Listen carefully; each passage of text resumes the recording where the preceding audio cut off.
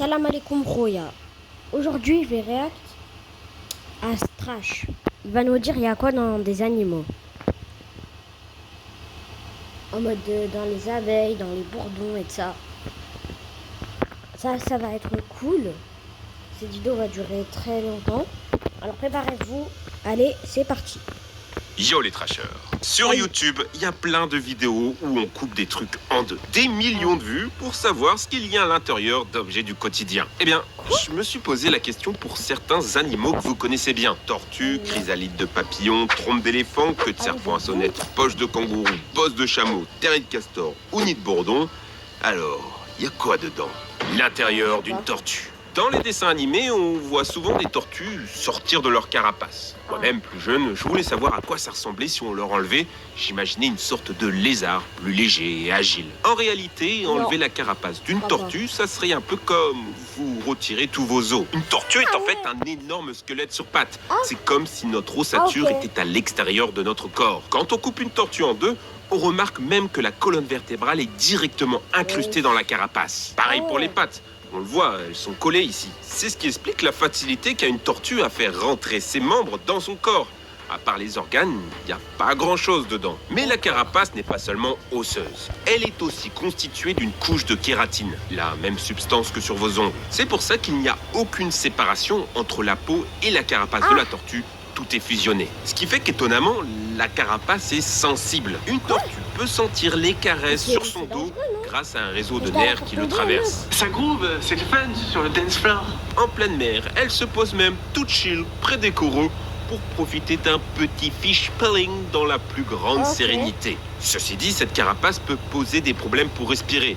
Nous, on utilise notre cage thoracique pour faire pression sur les poumons et gérer l'évacuation de l'air. La tortue doit gérer ça autrement, avec des muscles spéciaux. Mais ce n'est pas tout. Elle a une autre technique. Les tortues respirent aussi par le cul. Les tortues possèdent un petit organe spécial dans le cloaque qui leur permet d'aspirer et stocker l'eau par là où vous pensez. Ça leur permet d'extraire l'oxygène, un peu comme les poissons. Un animal un peu spécial, on va pas se mentir. C'est à se demander, mais qu'est-ce que la nature a foutu? Pourquoi l'idée d'avoir un truc aussi unique? À la base, les tortues, c'est des cousins du lézard. Il suffit de regarder à quoi elles ressemblaient il y a 200 millions d'années. La théorie veut que cette carapace, à la base, c'est pas pour se défendre, c'est fait pour aider à creuser les trous. C'est pas évident dit comme ça, mais en bougeant leur corps, elles peuvent creuser des galeries, se cacher et trouver de la nourriture. À l'intérieur d'une trompe d'éléphant. C'est fascinant quand même, une trompe d'éléphant. Est-ce qu'il serait dur, mou, avec des os, un cartilage? La trompe, c'est un truc complètement fou. Ça peut respirer, cracher, sentir, boire, creuser, attraper et même communiquer. À l'intérieur, pas d'os, on appelle ça un hydrostate musculaire. Une trompe, c'est en fait plus proche d'une langue que d'un nez. Et chez l'éléphant, c'est une machine de guerre de 40 000 muscles. Nous, sur la totalité de notre corps, on a seulement 650 muscles. L'éléphant en a 60 fois plus rien que dans sa trompe. Elle peut soulever jusqu'à 350 kilos. Pas besoin de 6 ans de MMA, le truc tabasse même des buffles à main nue. Une force immense, oui, mais avec des gants de velours. Un éléphant peut attraper une tortilla sans la casser. Comment? Grâce à des doigts au bout de sa trompe. L'éléphant africain en a 2, l'asiatique un seul. Ça, couplé à un système d'aspiration, c'est un véritable outil de précision dont même la NASA s'inspire. Il peut aspirer presque 10 litres d'eau dans sa trompe. Comme nous, il n'avale pas par le nez, ça doit piquer. Non, en fait, il l'utilise pour porter l'eau à sa bouche ou il s'arrose avec. Quand il y a besoin, ça peut même servir de tuba pour traverser des cours d'eau. Mais ça ne s'arrête pas là. L'éléphant se paye en plus le luxe d'avoir un des meilleurs nez du règne animal. Plus de 2000 gènes récepteurs d'odeur contre 800 pour les chiens. Il peut localiser une source d'eau à 20 km à la ronde, détecter le statut reproductif des éléphants aux alentours. C'est si puissant qu'on l'utilise pour détecter les mines en Angola. Dernier fact sur la trompe d'éléphant, et après promis j'arrête, son crâne. Regardez à quel point c'est terrifiant. Imaginez maintenant voir ça dans l'ancien temps. C'est exactement ce qui s'est passé chez les Grecs, et notamment le philosophe Empédoclès qui confondait une ancienne race de géants mystiques avec des crânes d'éléphants. Comme quoi, nos mythes les plus célèbres nés d'un truc si mignon. L'intérieur de la bosse d'un chameau. Ce n'est pas de l'eau, contrairement à la croyance populaire. Si les chameaux et dromadaires sont capables de ne pas boire pendant des jours, c'est grâce à leurs globules rouges. Ils sont plats et très élastiques, ce qui leur permet de stocker beaucoup d'eau dans le sang. Ils peuvent boire jusqu'à 115 litres en 10 minutes. Mais du coup, dans leur bosse, il y a quoi? Du gras. Beaucoup de gras. Plus de 30 kilos par bosse, ce qui leur permet de vivre des mois sans nourriture. Fatalement, qui dit ressources dit exploitation. Les populations locales et même des entreprises se sont dit que ça serait une superbe idée d'ouvrir leur bosse pour récupérer le gras et le vendre. Et l'élevage, ça donne de sales images. Un chameau ou dromadaire en sous-nutrition aura fatalement ses bosses toutes flasques et tombantes. L'intérieur d'une poche de kangourou. La poche des kangourous femelles est un trésor d'ingénierie biologique. Une fois l'accouplement, elle ne sera enceinte que 4 semaines. Naîtra alors un embryon, un petit truc de 2 cm et 1 gramme, qui n'a aucune chance de survie, on va pas se mentir. Il va alors devoir grimper sur les poils de sa maman jusqu'à arriver à la poche incubatrice. C'est l'aventure de sa vie. Mais à l'intérieur, c'est le paradis. Il y fait chaud, tu entends les battements du cœur de ta maman et surtout, tu as des tétines pleines de bon lait. L'embryo va s'accrocher à une de ces tétines et ne plus s'en décrocher pendant 5 à 6 mois. Le lait des kangourous est très spécial. Il peut varier de composition selon le stade de développement du bébé. Le kangourou est même capable de mettre en stase ta croissance, de faire arrêter de grandir. Comme ça, la maman peut gérer plusieurs bébés à la fois, attendre que son premier soit vraiment devenu autonome. Le kangourou est loin d'être le seul animal à faire ça. C'est le cas de tous les marsupiaux, dont le koala. Oh putain, c'est trop mignon! À l'intérieur d'un serpent à sonnette. Si vous entendez ce bruit, vous savez que vous êtes mal. Alors, dans ma tête, sonnette, c'est ça. On n'y est pas trop. En anglais, c'est serpent hoché et... Ouais, là, c'est mieux. Un hoché, ça marche avec des petites billes. Du coup, à quoi ça ressemble dans la queue d'un serpent à sonnette? Combien il y a de petites billes dedans? Parce que moi, j'ai envie de faire la collection, hein, un peu comme ce que celle qu'on faisait avec les cartouches d'encre. Désolé de vous décevoir, quand on coupe la queue d'un serpent... c'est vide. En fait, la queue est faite de petits segments en kératine, comme vos ongles. Il y a un peu de jeu entre eux et du coup, quand ils se cognent, ça fait du bruit. Alors nous, on peut jouer au maracas avec, mais lui, le serpent l'agite plusieurs centaines de fois par seconde en cas de danger. D'où la puissance du son. Avec ça, j'imagine que vous êtes un peu déçu que ce ne soit pas plus impressionnant. Mais si vous deviez voir à l'intérieur des serpents, je vous conseille plutôt d'aller regarder du côté de ces fossettes sensorielles. Ça, ce n'est pas ses narines, mais un mix entre un nez et des yeux. Ça lui permet de visualiser la chaleur dans son environnement, littéralement voir les infrarouges, voir dans le noir. À l'intérieur d'une cabane de castor. Au début, je voulais parler des lapins, mais c'est vraiment des gros feignants. C'est littéralement un trou où ils dorment. Par contre, les castors, là, c'est stylé.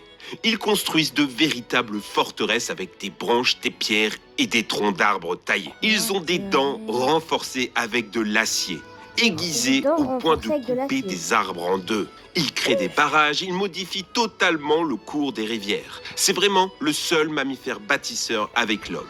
Et pourtant, on ne s'est jamais demandé ce qu'il y avait dans leur grosse hutte. Et vous allez voir, c'est un château imprenable. Un mec a essayé sur YouTube. Déjà, il envoie son gosse en exploration, en plongée sous-marine. Le gamin a 8 ans, c'est costaud. Mais putain, YouTube, tu me fumes. Ensuite, il essaye de le casser, mais pète littéralement sa pelle. Bah oui, ça a beau être des branches et des pierres, c'est si bien intriqué que ça peut résister pépouze à des attaques d'ours. Après des heures, on découvre finalement ce qu'il y a à l'intérieur. Un trou de 1 mètre sur 2. Et quand on introduit une caméra dans le terrier, on découvre finalement des castors qui se la coulent douce. Le truc, c'est que ces nids sont des miracles architecturaux. Les castors vont modifier la structure de la cabane selon la vitesse des cours d'eau ou les températures de la saison. Par exemple, l'entrée est prévue pour ne pas être bloquée en cas de gel de l'eau en plein hiver. Pour l'été, ils construisent des barrages pour retenir l'eau et garder de véritables petits oasis.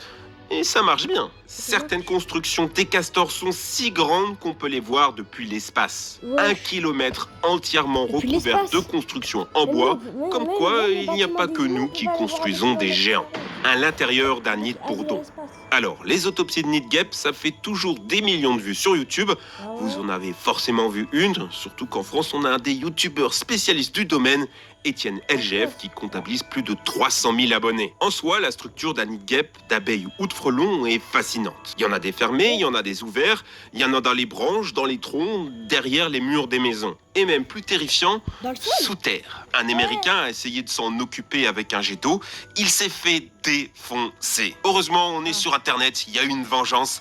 Un mec l'a fait avec de l'aluminium fondu. Plutôt joli résultat, un peu cruel quand même. En creusant, on remarque que même sous terre, les guêpes utilisent aussi du papier. Littéralement du papier qu'elles fabriquent en mélangeant du bois et leur bave. Certaines guêpes utilisent autre chose, genre de la terre, des abeilles potières. Le nid paraît souvent plus gros qu'il ne l'est vraiment. C'est parce que le nid est recouvert d'une couche isolante. Ça permet de résister à la pluie ou au changement de température. Aux prédateurs aussi, des oiseaux peuvent détruire les nids pour dévorer leurs larves, ou des fourmis qui peuvent mettre en place des stratagèmes de fou pour prendre d'assaut la forteresse. Cette couche isolante permet surtout de garder des températures importantes dans le nid, même en hiver. Un bon 10 degrés au-dessus. Les abeilles sont capables de produire tellement de chaleur qu'elles peuvent faire cuire des agresseurs dans leur nid en faisant monter la température à plus de 40 degrés. Vous comprendrez alors que l'hiver, c'est pas tant un problème que ça. En réalité, les guêpes ne meurent pas vraiment de froid. Elles finissent par se réveiller une fois que la température remonte. Non, en fait, la guêpe, dans le nid, en hiver, elle meurt plutôt de faim. Seules les nouvelles reines survivent. Vous vous demandez peut-être, mais où elles sont, ces reines, du coup, pendant l'hiver? Pas dans le nid. En réalité, elles hibernent tranquillement dans un endroit à l'abri en attendant les beaux jours. Certaines espèces s'enterrent même carrément dans le sol, dans les endroits où les hivers sont moins rudes. Les colonies survivent alors plusieurs années et grossissent au point de devenir terrifiantes. Bon, ça pâte et guêpes, mais c'est quand qu'on parle de bourdons. Car oui, les bourdons, ça fait des nids aussi. Et si vous en voyez un, vous avez vraiment de la chance. C'est rare et souvent bien caché. Alors, c'est un cauchemar pour tryptophobes, mais c'est intéressant. Le nid est fait en cire, avec plein de petits pots pleins de miel. Si vous n'avez jamais mangé du miel de bourdon, c'est juste qu'elles en produisent pas assez et le consomment rapidement. Mais j'aimerais bien goûter. L'intérieur Au pire, si je trouve ça, je prends le petit pot, je goûte. Voilà. d'un cocon de papillon. Oui, je dis cocon, mais c'en est pas vraiment un. On appelle ça une chrysalide. Parce que ce n'est pas une carapace, c'est littéralement le corps de la bestiole. Pour des vraies protections, faut aller du côté des mythes ou des bombix, qui elles créent de vraies forteresses. En soi, de vrais cocons cette fois. Alors, une chenille pour devenir papillon. Dans les contes pour enfants, c'est tout mignon, genre un petit écrin de protection pour passer l'hiver. Ah ouais, c'est mince. Non, la chenille, elle va vivre un véritable enfer. Dans sa chrysalide, elle va se laisser dissoudre par ses propres sucs digestifs. Éclater une chrysalide, vous n'obtiendrez qu'une soupe de chenille. Grâce au scanner moderne, on sait ce qui se passe à l'intérieur. On a pu pour la première fois observer le phénomène. On remarque que le système nerveux et les organes sont intacts, seul a fondu le reste du corps. Tout ça, ça va permettre aux disques imaginaux de s'activer. Ce sont des cellules spécialisées dans une seule partie du corps de l'animal. Chaque aile du papillon a ses propres cellules. Tout ce petit monde se développe jusqu'à faire émerger un magnifique papillon. Mais est-ce qu'un papillon se souvient de son ancienne vie de chenille? On a fait des expériences en associant une odeur à une sensation désagréable chez la chenille. Et le papillon évite aussi l'odeur. Donc oui, un papillon se souvient des jours heureux où il mâchait des plantes. Et c'est là que la tragédie commence. Une chenille, ça peut vivre longtemps. Pas le papillon. Les chenilles se transforment pour mourir. Un papillon n'existe que pour se reproduire. Après sa naissance, il n'a plus qu'une semaine pour faire ce qu'il a à faire. Ce papillon qui se pose sur votre doigt, demain, sûrement, il ne sera plus là. Vous le retrouverez peut-être coincé sur sa feuille, sentant ses ailes si lourdes. Ailes qui étaient si colorées, les voilà qui fadissent, tombent en ruine. Alors le papillon restera là, accroché à sa feuille, et quand demain vous viendrez l'observer, il ne sera plus qu'un cadavre emporté par les vents. Alors, quel est votre animal favori dans tous ceux qu'on a traités? J'ai adoré faire cette vidéo. Moi personnellement, c'est mes serpents. Reparler d'animaux, voir ce qu'il y a à l'intérieur. J'espère que votre curiosité est aussi satisfaite que moi. Si ce genre de vidéos sur les animaux vous plaisent, n'hésitez pas à nous le dire en commentaire. à liker et partager. Rejoignez-nous sur les réseaux sociaux pour plus Ouais. d'aventures. Faites ça. Allez les amis, Qu'est-ce qu'il nous dit? ciao! Ciao. Bah les gars. Ciao Trash. C'est la fin de cette vidéo. J'espère qu'elle vous aura plu. Si c'est le cas, n'oubliez pas de partager, liker, vous abonner et faire ce que j'ai dit. Ciao.